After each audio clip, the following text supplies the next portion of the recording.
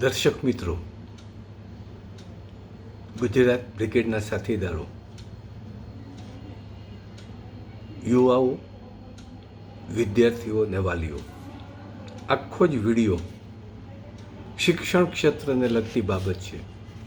જો વિદ્યાર્થીઓ અને વાલી દરેકના બાળકો ભણતા હોય છે, એ જો વાલીઓ આ વિડીયો સાંભળે તો એમને વાસ્તવિકતાથી ખ્યાલ આવશે અને એમને પણ ખ્યાલ આવશે કે પરિવર્તન શા માટે જરૂરી છે, શિક્ષણનું પરિવર્તન શા માટે જરૂરી છે. તો આજના વિડીયોમાં કૃષિને મહત્ત્વ આપ્યા પછીથી આપણે શિક્ષણને મહત્ત્વ આપીએ છીએ. શિક્ષણ પણ એટલું જ મહત્ત્વનું છે. આજે પૂરતા શિક્ષણના અને સારા શિક્ષણના અભાવે આપણા યુવાઓ નોકરી માટે લાયક નથી, એમાં ખાસ કરીને ગુજરાતના, અને આપણે લોકશાહીને લાયક પણ રહ્યા નથી. એનું મૂળભૂત કારણ આપણું શિક્ષણ છે. કોઈ પણ દેશની વિકાસનો જો આંક માપવો હોય, વિકાસની પારાશીશી હોય, તો ત્યાંની શિક્ષણ નીતિ, શિક્ષણ પદ્ધતિ અને શૈક્ષણિક વ્યવસ્થા જ છે. એ વ્યવસ્થા જેટલી સારી હશે, જેટલી ઉત્તમ પ્રકારની હશે, એટલો ત્યાંનો નાગરિક સમજણવાળો હશે અને બળવાન પણ હશે અને દેશનો વિકાસ પણ થયેલો હશે. આજે ઇઝરાયલ જેવો નાનકડો દેશ કે જ્યાં શિક્ષણની સારામાં સારી, મેં નેટ ઉપરથી એની શિક્ષણ વ્યવસ્થા પણ જોઈ છે, આજે ઉચ્ચ કક્ષાએ પહોંચ્યો છે, આખા યુરોપ અરબ જગતને હંફાવે છે, એટલી કેપેસિટી ધરાવતો, જે આપણા ગુજરાતથી પણ નાનો છે.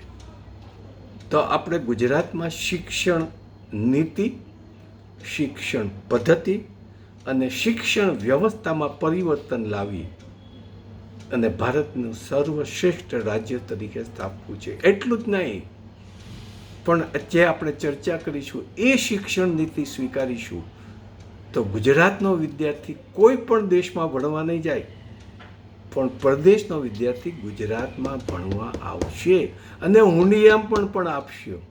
તો એ શિક્ષણ નીતિ, પદ્ધતિ અને વ્યવસ્થાની આપણે વાત કરીએ છીએ. તો શિક્ષણના પાયાના સિદ્ધાંતો,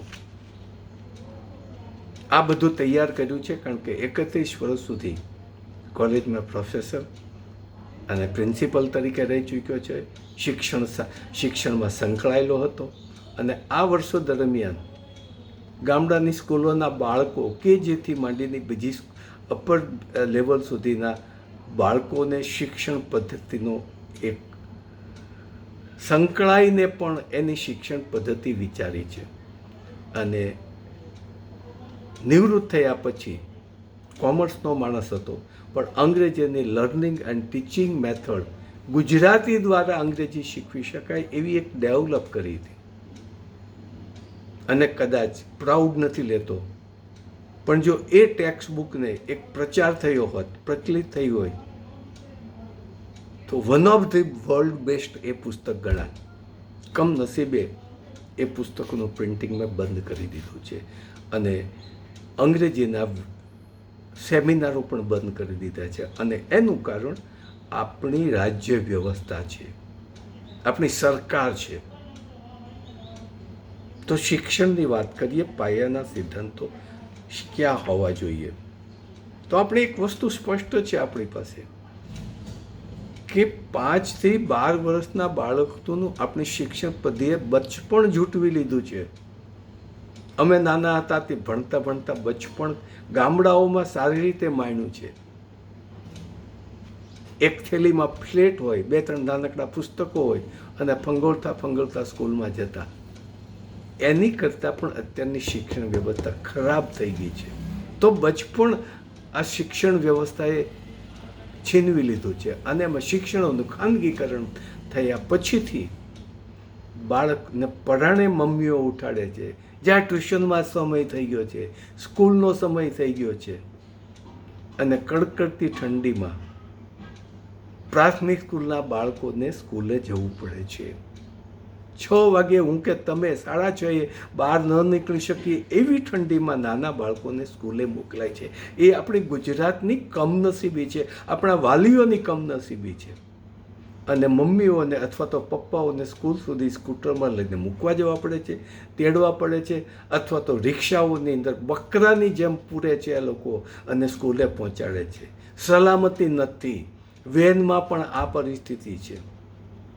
હા, હાઈફાઈ સ્કૂલ બસ છે જેમાં પૈસાદારના બાળકો એ શિક્ષણ લઈ શકે છે એવી સ્કૂલ વેનમાં સારી વ્યવસ્થા છે. અને સ્કૂલો આજે કારખાનું બની ગયું છે 2 પાળી સુધી. અને અમદાવાદ જે શહેરમાં એ કોલેજ કેમ્પસ 3 પાળી સુધી ચાલે છે અને કારખાનાની જેમ ધમધમે છે. એટલે વિદ્યાર્થીઓનું એક બચપણ જૂઠવાઈ રહ્યું છે. કારણ કે બાળકોમાં એક અખૂટ ઝરણું છે, જે પ્રેરણાનું ઝરણું છે. બાળકો તમે એવી રીતે ઉછેર કરો કે એ પ્રેરણાઓ તમે આપો અને એ પ્રેરણાઓથી બાળક નાનપણથી જ એનામાં એ પોતાના કુદરતી ગુણો ખીલી ઉઠે છે. જેમાં કોઈ એન્જિનિયર બને, કોઈ ડૉક્ટર બને, કોઈ સારો ઉદ્યોગપતિ બને, સારો ખેડૂત પણ બને. એ પ્રેરણા એને બચપણથી જ મળે છે. એ કુદરતી સંકેત છે, કુદરતી ગુણો છે. તો શિક્ષણ વ્યવસ્થા એવી હોવી જોઈએ કે એના કુદરતી ગુણો છે એનો વિકાસ પામે. બાળકમાં સર્જનાત્મક શક્તિ હોય છે. મેં અખતરો કહ્યો તો મારા ગ્રાન્ડસન વખતે એને નાના 2 વર્ષ સુધી એને નાના નાના રમકડાઓથી રમાડ્યો છે એની જેવો બનીને, અને એનામાં એક સર્જનાત્મક શક્તિ કેળવી હતી અને ચોક્કસ કેળવાય છે. નાનું બાળક અતિ બુદ્ધિશાળી છે અને એ બુદ્ધિ આપણા કરતાં પણ એનામાં વધારે છે. પણ એનામાં સર્જનાત્મક શક્તિ જો તમે કેળવો તો એ સારી રીતે કેળવાઈ શકે છે. એનામાં એક હકારાત્મક વૃત્તિ કેળવવી જોઈએ. સારી વસ્તુને એપ્રિશિએટ કરવાની ભાવના કેળવવી જોઈએ. પણ આપણા મા બાપો અને વાલીઓ એને નકારાત્મક વાત જ કરે છે. એ તને આવડતું નથી, આટલું પણ યાદ નથી રહેતું, તું આગળ કેવી રીતે ભણી શકીશ. આવા નકારાત્મક મમ્મીઓ અને પપ્પાઓના વલણથી બાળકનું બચપણ તો જૂટવાઈ જશે, પણ બાળકની માનસિક શક્તિ પણ રૂંધાઈ જાય છે. અને બાકીની છે સ્કૂલનું શિક્ષણ. સ્કૂલમાં બાળકને શિક્ષકો કે એટલું જ અડધી કલાક સાંભળવું પડે છે. સાંભળીને બોર થઈ જાય છે. અને શિક્ષકો વિદ્યાર્થી બનીને શીખવતા નથી. હું વારંવાર મારી કોલેજ લાઈફમાં કહેતો કે પ્રોફેસરોને કહેતો કે તમે વિદ્યાર્થી બનીને શીખવો, પ્રોફેસર બનીને નહીં. સ્ટેજ ઉપર જાઓ એટલે ભૂલી જાઓ તમે પ્રોફેસર છો, તમે વિદ્યાર્થી છો. તો વિદ્યાર્થીઓને કેવી રીતે નહીં સમજાય એ તમને ખ્યાલ આવશે અને એને અનુરૂપ થઈને શીખવશો તો વિદ્યાર્થીઓને યાદ રહેશે. આવો મેં એક અખતરો પણ કરી લીધો છે. કારણ કે કોલેજમાં નિવૃત્ત થયા પછી મારી જ કોલેજના વિદ્યાર્થી બનીને BCSનું ડિપ્લોમા કોમ્પ્યુટર સાયન્સનું જ્યારે મેં કોર્સ એટેન્ડ કર્યો ત્યારે મને નહોતું સમજાતું. ત્યારે વિદ્યાર્થીઓને એ સ્ટેજ ઉપર રાખી અને કોમ્પ્યુટર શિક્ષણને સરળ બનાવ્યું. તો હકારાત્મક નાના બાળકથી હકારાત્મક વિચાર આવો. ભાઈ બધું જ સારું છે, તને આવડે છે, તારામાં શક્તિ છે, કેળવ. આવા હકારાત્મક વિચારોથી બાળકનો જો ઉછેર થશે સ્કૂલમાં અને કોલેજમાં તો એ બાળક સારી રીતે કેળવાશે. યાદ રાખો, mummy is the best teacher. માતાથી કોઈ શ્રેષ્ઠ શિક્ષક હોઈ શકે નહીં. પણ આજની માતાઓ ગ્રેજ્યુએટ હોવા છતાં બાલ મંદિરમાં એડમિશન માટે એના બાળકને ટ્યુશન ક્લાસમાં મોકલે છે. એ આપણા ગુજરાતની કમનસીબી છે. ગ્રેજ્યુએટ મમ્મીઓ થયા પછીથી એક પ્રાથમિક શિક્ષણ આપવા માટે, બાલ મંદિરનું શિક્ષણ આપવા માટે જો એને ક્લાસમાં મોકલતા હોય, સારા ક્લાસ શોધતા હોય, તો એનીથી કમનસીબી બીજું શું હોઈ શકે. આપણા વાલીઓ પણ જવાબદાર છે અને બાળકની મમ્મીઓને વધુ હું એના માટે દોષિત ગણું છું. જો મમ્મીઓ ભણેલી હોય તો 6 થી 7 ધોરણ સુધીના બાળકને એને શીખવવું જોઈએ અને એ જો શીખવશે તો સારું થઈ જશે. પણ મમ્મીઓની ફરિયાદ છે કે બાળક મારું કયું માનતો નથી. અરે જેને તમે જન્મ આપ્યો છે, જે બાળકને તમે જન્મ આપ્યો છે એ બાળક જો તમારું ન થઈ શકતું હોય તો એનાથી વિશેષ કમનસીબી તમારી ન ગણાય. બચપણમાં જો તમારું ન થાય તો ભવિષ્યમાં તમારી એ કાળજી કેવી રીતે લેશે? અને આજની જે કૌટુંબિક વ્યવસ્થા તૂટતી જાય છે એના માટે બચપણથી જ એના મા બાપ જવાબદાર છે, ખાસ કરીને મમ્મીઓ જવાબદાર છે. આ શિક્ષણ વ્યવસ્થાની ખામી છે. ઉપરાંત શિક્ષણ વ્યવસ્થા વ્યવસાયલક્ષી નથી. એમ.કોમ થયેલો વિદ્યાર્થી એને એક નાનકડું નામું લખતા ન આવડે તો એમ.કોમ સુધી નામું શીખ્યા હોય તો કેવી રીતે થાય? મને મારો જ અનુભવ છે. કોલેજમાં આવતા પહેલાં મેં પ્રેક્ટિકલ એકાઉન્ટનું નોલેજ, એકાઉન્ટ ને કોમર્સનો માણસ હતો, ત્યારે કોમર્સમાં તો ONGCમાં રહીને પ્રેક્ટિકલ વ્યવસ્થા તંત્ર શીખ્યો હતો. અને એક બે નાના નાના નામાઓ લખી, કુટુંબની પરિસ્થિતિ ખરાબ હતી, નામાઓ લખી અને એ નામા પદ્ધતિ, દેશી નામા પદ્ધતિ કેમ લખાય એ પણ શીખ્યો હતો. અને ત્યાર પછી કોલેજમાં પ્રોફેસર તરીકે જ્યારે મેં નોકરી સ્વીકારી ત્યારે ખૂબ કામ લાગ્યું. આજે પ્રોફેસરોને પણ નામું લખતા નથી આવડતું. એક પ્રેક્ટિકલ દાખલો આપું. મારી જ કોલેજમાં પ્રિન્સિપલ હતો અને એકાઉન્ટ લેક્ચરર માટે જ ઇન્ટરવ્યૂ હતા. ત્યારે એક યુનિવર્સિટીમાં ગોલ્ડ મેડાલિસ્ટ જે ઉમેદવાર હતા એને મેં એક સામાન્ય પ્રશ્ન પૂછ્યો કે તમને દેશી નામું લખતા આવડે છે? એણે એવો જવાબ આપ્યો, અમને દ્વિનોંધી નામું ભણાવતા આવડે છે પણ દેશી નામું લખતા નથી આવડતું. તો એ પ્રોફેસરને, એ વિદ્યાર્થીઓને એકાઉન્ટનું નોલેજ કેવી રીતે આપી શકે? શિક્ષકો પણ એના માટે જવાબદાર છે અને એના માટે એનું કારણ આપણી સરકાર જ છે. આપણી શિક્ષણ નીતિ, શિક્ષણ પદ્ધતિ અને શિક્ષણ વ્યવસ્થા જવાબદાર છે. તો એના માટે એક આયોજન પણ કર્યું છે કે ભાઈ શિક્ષણ નીતિ કેવી હોવી જોઈએ. ગુજરાત સરકાર સિવાય આપણે વાત કરતા નથી અને એના માટે આપણે પરિવર્તન લાવવું છે. એક ગાંડપણ મારામાં નથી આવ્યું, એક મારામાં પરિવર્તનનું ભૂત નથી ઘૂમતું, હું ધૂણતો નથી, પણ પરિવર્તન આ માટે લાવવું છે. આપણી નેક્સ્ટ જનરેશનને ગુલામ થતી અટકાવવા માટે લાવવું છે, સશક્ત બનાવવી છે, બળવાન બનાવવી છે. એટલા માટે આ પ્રયત્ન લઈને બેઠો છું. મારી સામે ઘણા જોખમો રહેશે પણ આખું જીવન રાષ્ટ્રને અર્પણ કર્યું છે અને જો મોતથી બીવે એનીથી કાંઈ ન થાય. આપણા સૈનિકો ક્યારે મોતથી બીતા નથી. આર્મીના, ડિફેન્સના માણસો માટે સરહદ ઉપર લડે છે અને દેશને સુરક્ષિત રાખે છે. તમારે ઘરમાં રહીને જો મોતથી બીવું હોય તો તમે માયકાંગલા અને ગુલામ જ ગણાવો. વિદ્યાર્થીઓમાં ગુલામીમાંથી કાઢવી છે. તો સૌથી પહેલી વાત એ છે કે શિક્ષણ આપવું એ રાજ્ય સરકારની ફરજ છે, બંધારણીય ફરજ છે. સ્કૂલો સ્થાપવી, કોલેજો સ્થાપવી, સારું શિક્ષણ આપવું એ સરકારની ફરજ છે. પણ જ્યારે મોદી સાહેબ આપણે CM હતા અને આનંદીબેન શિક્ષણ મંત્રી હતા ત્યારથી એણે ફરજ ઉપર એક લીટો મારી દીધો છે, ચેકી નાખ્યું છે કે શિક્ષણ એ વેપારીકરણથી જ એ સારું શિક્ષણ મળે છે. અને વેપારીકરણ કરવાની શરૂઆત કરી દીધી. પોતાની જવાબદારીમાંથી છટકી ગયા અને છટક્યા પછીથી એમની આનંદીબેનના કુટુંબીઓ પણ શિક્ષણને વ્યવસાય અને નાણાં કમાવાનું સાધન બનાવી દીધું છે. એ વખતે બનાવી દીધેલું હતું. આજની વ્યવસ્થા મને ખ્યાલ નથી.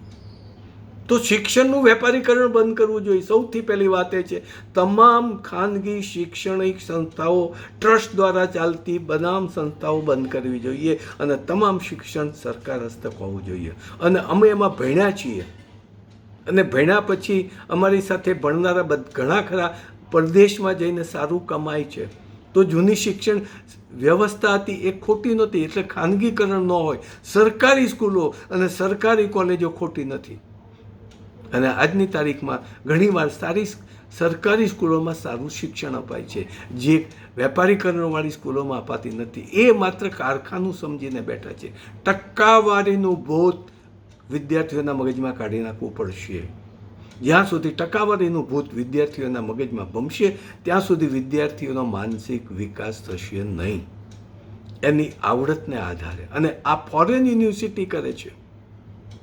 એનો એક દાખલો પણ છે કે 11મા ધોરણ પછી જે સીબીએસસીમાં ભણેલ વિદ્યાર્થી, સીબીએસસીમાં ભણતો 12મા ધોરણનો વિદ્યાર્થી એને અમેરિકાની સારી યુનિવર્સિટીમાં 10મા અને 11માના રિઝલ્ટને આધારે એડમિશન આપ્યું હતું વિથ સ્કોલરશિપ. હવે કદાચ 12મા ધોરણમાં એના મિનિમમ 35% માર્ક આવે તો પણ એ એડમિશન ચાલુ રહેવાનું હતું. આ શિક્ષણ પદ્ધતિ આપણા માટે શા માટે ન આવે? ટકાવારીનું ભૂત આપણે ગુજરાતમાંથી કઢાવી નાખવું છે. અને શિક્ષણ નીતિ સ્થાનિક પરિસ્થિતિને ધ્યાનમાં રાખીને કરવી જોઈએ. આજે કેન્દ્રની અંદર બેઠેલા એસી ઓફિસમાં બેઠેલા મહાનુભાવો શિક્ષણ નીતિ ઘડે છે. અત્યારે મોદી સરકારે નવી શિક્ષણ નીતિ ઘડી છે, એ વાંચી પણ ખરી. કેવો અમલ થશે, એનું શું થશે, એ અંધકારમય છે. કેન્દ્ર શા માટે ગુજરાતના વિદ્યાર્થીને કેમ ભણવું એ કેન્દ્ર સરકાર શા માટે નીતિ નક્કી કરે? અરે ગુજરાતમાં જ નક્કી થવું જોઈએ. એ કેન્દ્રમાં જે ઘડાયેલી નીતિ છે એ ગુજરાતના ગામડાના વિદ્યાર્થીને અનુરૂપ છે ખરી? એ નીતિ ઘડનાર ક્યારે ગુજરાતના ગામડાઓ કે દેશના કોઈ પણ ગામડાઓમાં જઈ એને મુલાકાત લીધી છે? ના, એસી ઓફિસમાં બેઠા છે અને શિક્ષણ નીતિ ઘડે છે. હાઈલી એજ્યુકેટેડ માણસો શિક્ષણ નીતિ ઘડે છે. જે શિક્ષણ સંસ્થાઓ સાથે સંકળાયેલા નથી એવા માણસો શિક્ષણ નીતિ ઘડે છે. તો ગુજરાતમાં એવું નથી કરવું. ગુજરાતમાં ગામડાના વિદ્યાર્થીને ધ્યાનમાં રાખી સ્થાનિક પરિસ્થિતિને અનુરૂપ એવી શિક્ષણ નીતિ ઘડાશે. અને શિક્ષણ નીતિ ઘડનારા કોઈ રાજકીય નેતાઓ કે આઈએસ અધિકારી નહીં હોય.